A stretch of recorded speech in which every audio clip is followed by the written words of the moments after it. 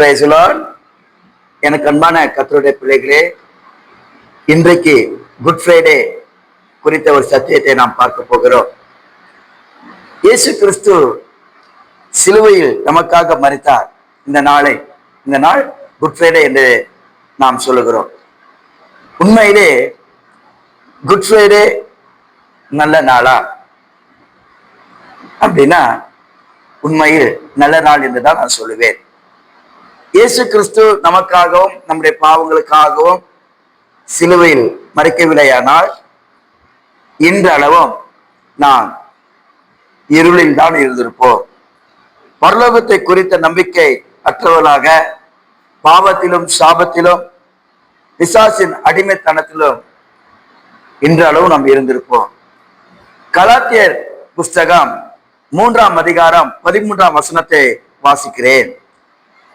மரத்திலே தூக்கப்பட்ட எவனும் சபிக்கப்பட்டவன் என்று எழுதியிருக்கிறபடி கிறிஸ்து நமக்காக சாபமாகி நியாய பிரமாணத்தின் சாபத்திற்கு நம்மை நீங்களாக்கி மீட்டுக் கொண்டார்.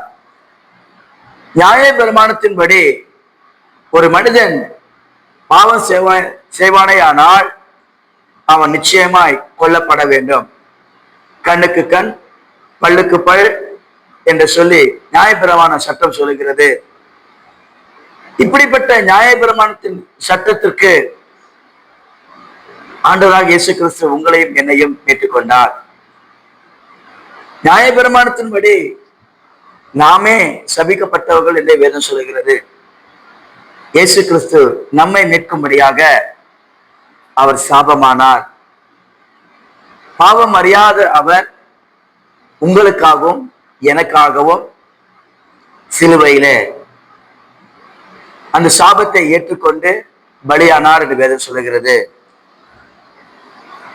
எனவே குட் ஃப்ரைடே இயேசு கிறிஸ்து மரித்தது உண்மையில் நல்ல நாள். உங்களுக்காக நான் ஜெபிக்க விரும்புகிறேன். எனக்காக சிலுவையில் சாபமாகி நியாய பிரமாணத்தின் சாபத்திற்கு எங்களை மீட்டுக்கொண்ட எங்கள் நல்ல தகப்பனே உமக்கு ஸ்தோத்திரம். இந்த வார்த்தையை கேட்டுக்கொண்டிருக்கிற உங்களுடைய பிள்ளைகள் ஒவ்வொருவரையும், ரட்சிக்கப்பட்ட உங்களுடைய பிள்ளைகளாகிய ஒவ்வொருவரையும் சாபத்திற்கு நீங்களாக்கினேன். பிசாசின் அடிமைத்தனத்திலிருந்து எங்களை மீட்டுக்கொண்டேன்.